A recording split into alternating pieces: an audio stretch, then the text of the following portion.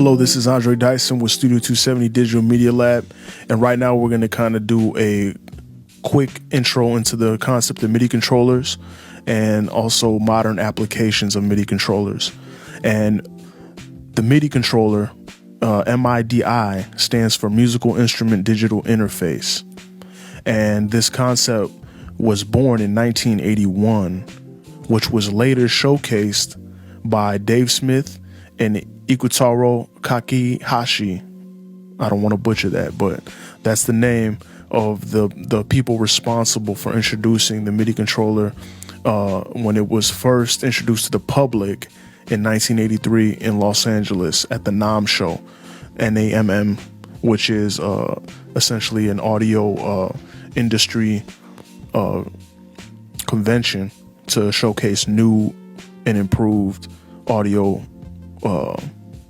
products. So MIDI was basically a new idea of a musical medium. Its market rival, the polyphonic synthesizer, was expensive, which was thousands of dollars. Dave Smith wanted to create a simple, low-cost, foolproof interface that would be affordable to the average customer as well as a professional musician. And many marketers passed up on Dave's invention. So now, over 35 years later, MIDI is one of the most common audio connectors in the music industry. And the point of this program is to enlighten the Digital Media Lab goers about the impact of MIDI and the many options for your at-home music creation. Most of the basic applications for MIDI reside within the DAW, or the Digital Audio Workstation, otherwise known as Logic, Fruity Loops, Ableton, Pro Tools, and many, many more. And this software was made for recording audio from mics and MIDI notes off of your controllers, which by plugging in a USB cord usually hooks right up and it senses the MIDI controller, the computer does. And MIDI simply records the velocity and timing of a note you play. And any sound can be assigned to the MIDI notes in the software instrument bank. And sampling can be accomplished through MIDI as well, and on standalone hardware equipment. So sampling, you can sample through the software usually, and also there are units like MPC 2000 that you can, they're their own sampling unit. So you don't need a computer without a unit like that. But most of the newer software is sample ready, and they have software instruments in there that you can sample with. So there are a few different types of MIDI controllers, which is important to get in contact with your local retailer, or watch some YouTube videos about different controllers. There are many different controllers and all have different purposes and for your space. Some of them are mini, small. You can have up to 88 keys like a regular keyboard if you have enough space for that in your room. And it's easily accessible to all the octaves. And if that's something you really want, then you can go for it. But if you need something small, portable, you can kind of put in your backpack and take with you, you might need something that's small and with less keys that you can just shift through the octaves to play everything. And they have, 25 key controllers, stuff like that. And they also have ones compatible with, even iPads, so that you can just put your iPad onto the controller and the software will be on the iPad and you can play using the MIDI controller, which is pretty cool. And there's also keyboards with pads on them that it also gives you the function of playing the keyboard and being able to play melodies, and then also to tap beats out and to lay drums. And then there are also pads themselves, which you can play chord progressions. You can assign chord progressions and drums to these pads. So you can sample using the pads, and it's a little bit more intuitive for sampling and laying the structure of beats down, which could be more likely hip hop or electronic music. And then there's the other realm that MIDI's kind of pushing to, and mimicking other instruments, which is, saxophones. They have flutes, that are MIDI controls. Like, it's not audio coming out of it, but it records the note that you press and play. So there's, flutes and brass winds and stuff like that. There's definitely MIDI drum sets, and the future, which is MIDI guitars, MIDI strings. They're very expensive normally, and if you love to play the guitar but need to be able to edit on the fly and don't want to have a mic with you and just record straight into the software, then MIDI is the way to go because it's more portable. You don't have to, there's less re-recording you have to do, because if you mess up, you can just edit within the software. So MIDI controllers are very powerful for the producer on the go. And it's important that you kind of do your research about what MIDI controller suits you best. Read the reviews. Definitely look at the price, because the price is definitely a factor for you. What's the best MIDI controller for a low budget? What's out there? What's affordable and what's good? So all of those things are important. And right now, I'll play a beat that was pre-made, and we'll get right to it. Hello, this is Andre Dyson with Studio 270 Digital Media Lab, and right now we're going to get into a little bit about MIDI. I covered a little bit of the history of MIDI and pretty much what MIDI came from, and how it's leading the industry in instrument and production, digital instruments and production. So we'll get right into it. Right here, I have a pre-made beat. And this is essentially something that I did within Logic using sample to start off with. And I'll go over the difference of audio and then the difference of MIDI. In blue is audio files. So audio, I'll solo this track right here.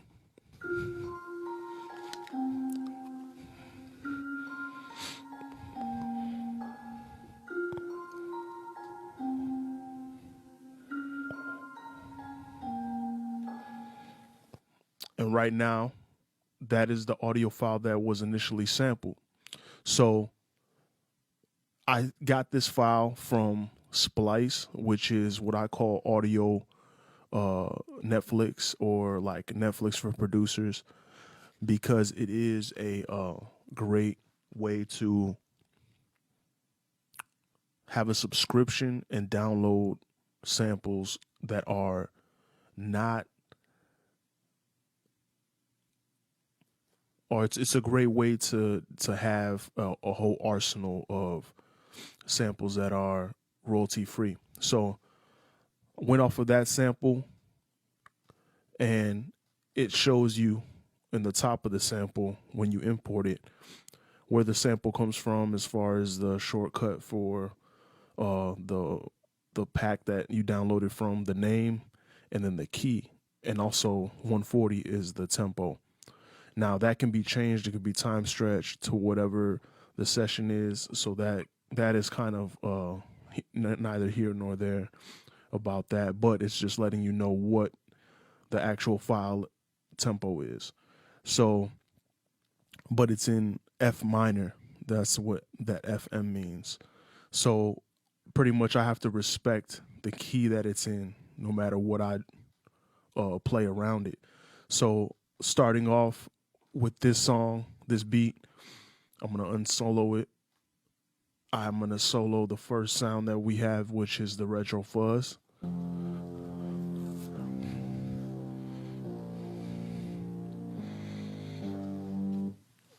And then there's the vintage brass lead that comes in, which is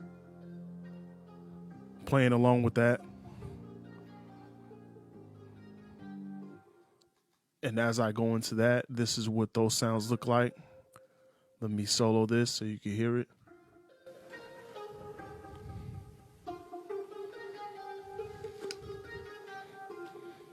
Which is pretty cool. That was played out as I recorded to it.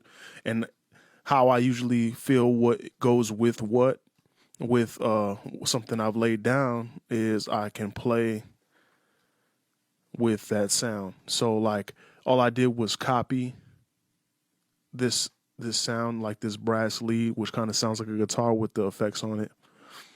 You can Command D it, which pretty much duplicates it. Get rid of that other one. I duplicate it, so there's two of the same sound. That's me playing. So I'll mute the final take that I did. Let's unsolo that.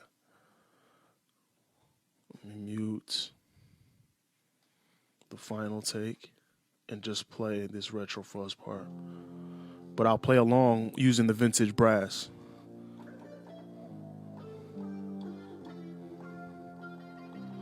So that's the thing about being in key, when you have to find out what this starts with.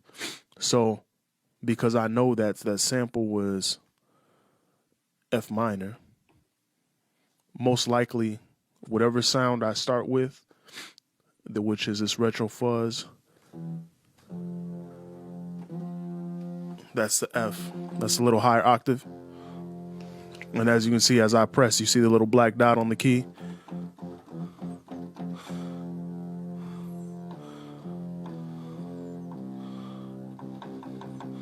And that's the next note. That's the next note. That's the next note.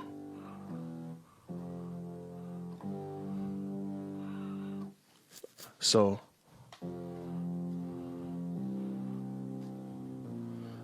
with that starting on the F, I have to find with another sound something that starts with that F.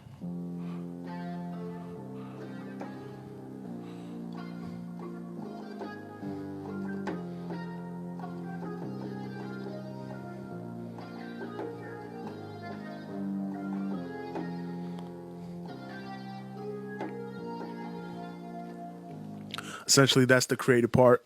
The creative part about making music is that once you know a little bit more or learn a little bit more about music theory, knowing what keys go with what other keys, the circle of fifths and whatnot, that's a whole nother topic in itself, and that's a whole nother concept of music, is music theory.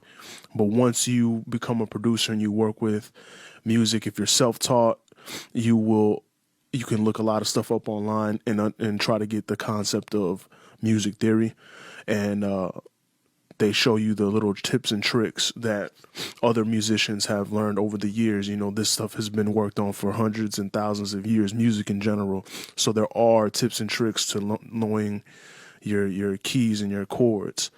So I would encourage anyone that wants to be a better producer to get into the concept of music theory. It's only going to help you when you're learning how to build music up. There are a lot of Band-Aid softwares out there that kind of compensate and help you. You don't have to learn music theory. They give you a lot of crutch, but it's always best to understand it yourself, because then when you're in different situations, you can use that knowledge to make something happen musically. So starting with the F minor, that's in key, you know, and you can hear when it'll be off key. All I'm doing is messing around, finding what's in key. And I like that F. Then it goes to the G. Then there's a G sharp. Then there's E sharp. Knowing your keys is important.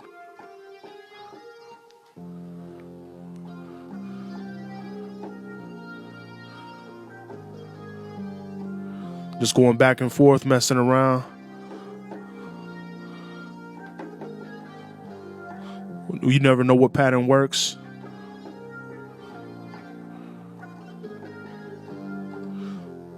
Maybe you want to keep all of them.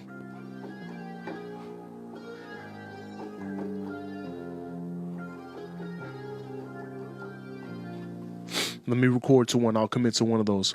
2, 3, 4.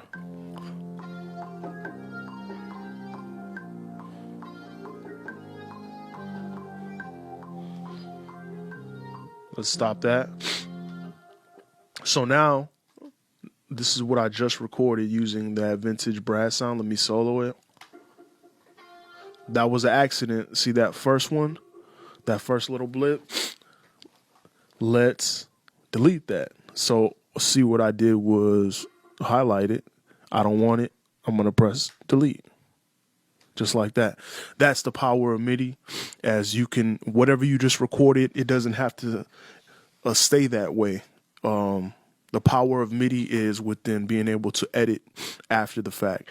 Whereas audio recording in with mics, a lot of that can only be deleted or affected. You can throw a reverb on it, you can compress it, you can throw a delay on it, but you can't change the note that you played when you record it through a mic where the audio looks like this. All you can do is sample it, chop it, you can slice it, but you cannot change. You can change the key in sampling it and actually laying it across the keys where the sample plays up in progression, but you cannot change the actual you cannot change the integrity of the sound as far as editing. And I hit the wrong note, let me get rid of that. MIDI is where it's at for that. So there's a concept about velocity as well. This is the velocity, and it's pretty much how hard you hit a note. So as you can see, they're kind of different colors, right? And the heavier you hit a note, the harder you hit a note, the redder it is. So that note, as you can see, as I hover over it, highlight it, it's showing me where that velocity is at. It's like 110, so it's on the higher end. If I drag it up higher, this is what it sounds like. So it's putting more emphasis on that note. But I can also turn that note velocity down where it's very light. Let's hear it now.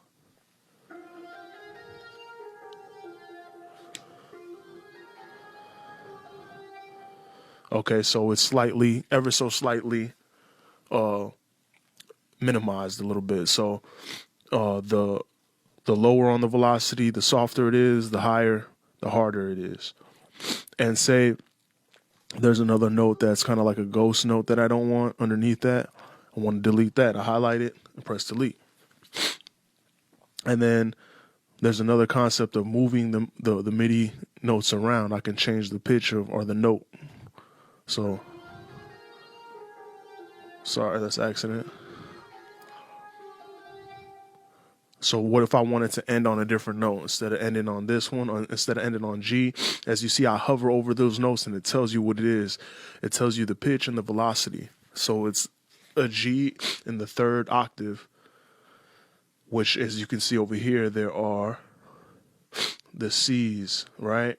MIDI is kind of, it tells you what zone you're in, what octave you're in by those C's. The C's, you start off with the C. And let's highlight that. That's C3.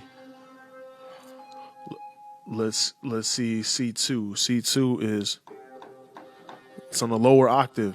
C1 is much lower than that. You can go below C. You can go to C0.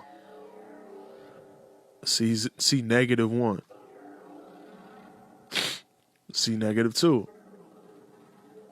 Right? Okay, so right now we're in the C3 octave, as you can see, this zone. So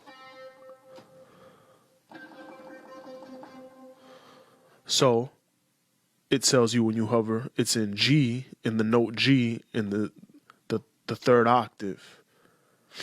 And then the velocity is 73 of this note. So I can understand if I want to turn that down or not. But I actually want to change the pitch itself. Let's change it to A sharp. It went from G to A sharp. I like that. Let's see.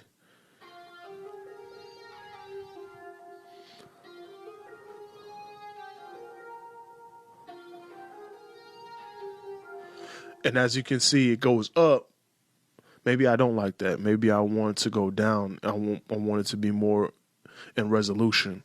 Resolution kind of means like you want the progression to like sound like it's ending. I feel like when it goes up like that, it kind of feels like there needs to be more happening after it. So when things resolve, they kind of come down. There's a feeling that it's ending. Maybe the F again. Let's see.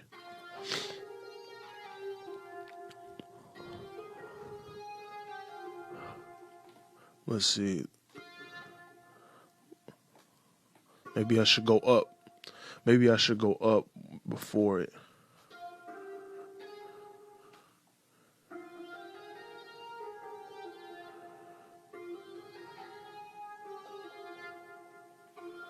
Let's play the other.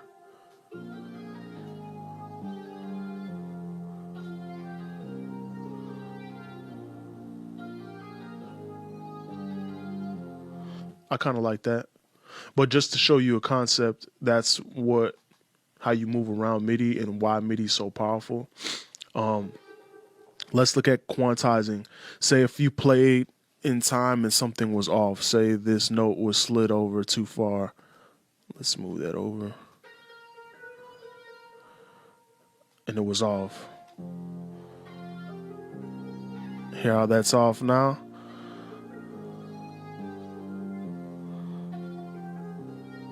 That note is off now on purpose. Like I did it on purpose, but say if I played it and I was just late playing it when I was recording.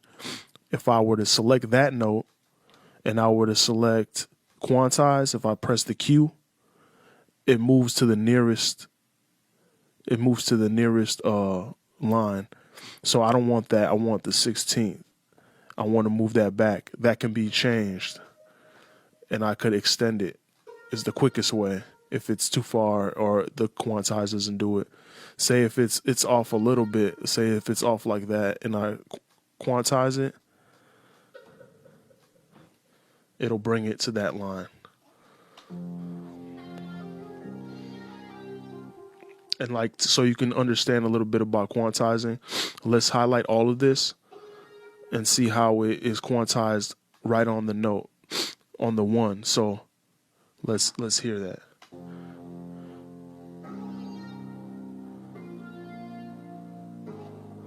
That's that 1-to-1. And here's on the half note quantization.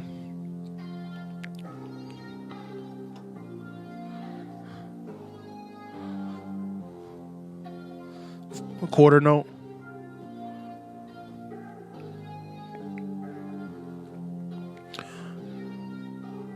$18.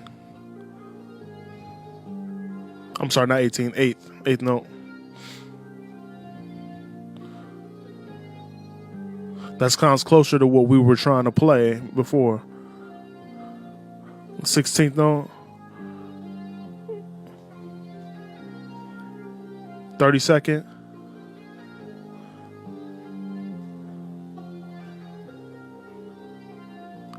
64th.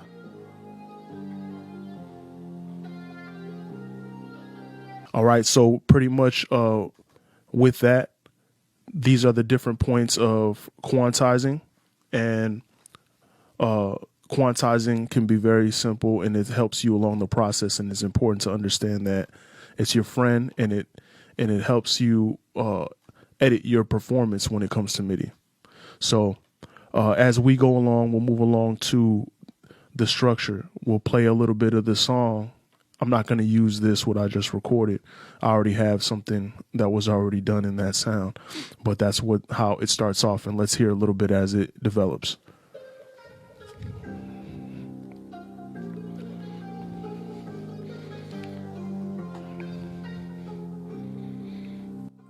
This is how the beat builds. Now that you're going to hear the audio of the bells, and there's like a little guitar sound that I kind of edited in there. That comes in everything. So now here's the hook. It's leading up to a hook where I have all the sounds playing. There's even 808 in MIDI. Let's hear that. Those are 808s over the kicks. And as you see, the hook is the most busiest part of the song, and then it goes into the verse where there's a breakdown and there's enough room for the artist to build the verse up. There's a change in the drums, and then it's transition to a little bit more activity. It helps it not be as boring when you're there, when there's a lot of build up and change. And I'm deciding basically what one of the instruments that we recorded to play at this certain time that makes it sound interesting and keeps movement.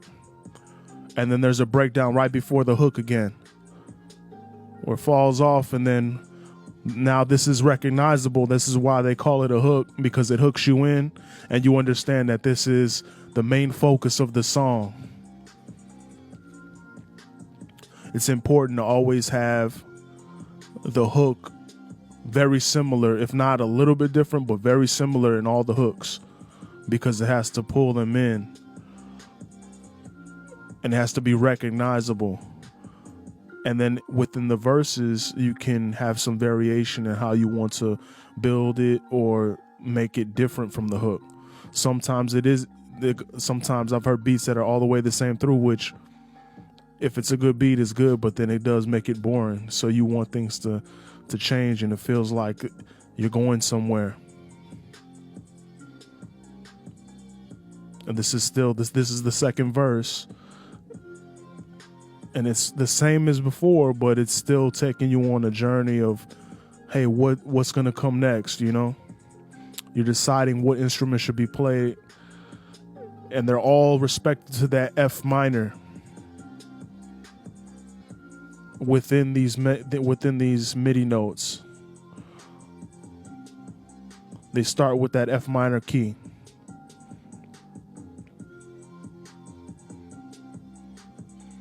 And this is the last hook.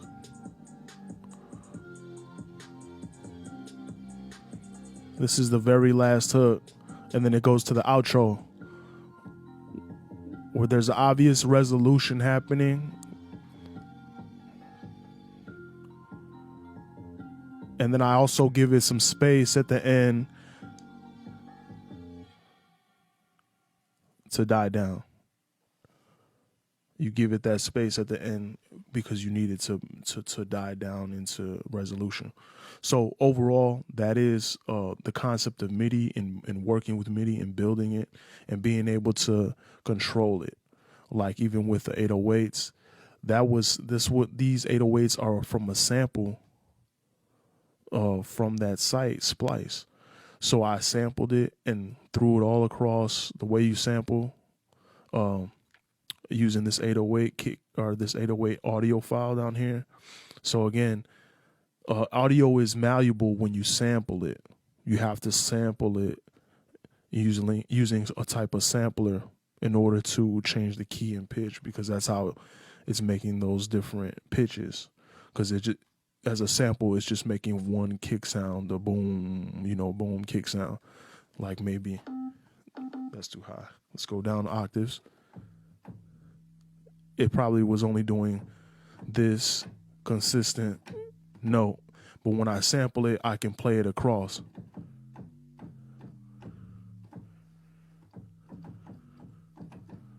So that's the interesting part about sampling, and then turning it to MIDI.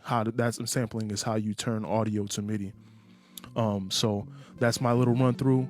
Thank you guys. If you have any questions about MIDI in general and selecting MIDI controllers and understanding the concept of MIDI, please reach out to me at adyson@gailborden.info. Again, adyson@gailborden.info. And if you have any questions, please feel free to ask. This is the Digital Media Lab. Book a session if you have a library card for the Gail Borden Public Library. And see you later. Stay tuned.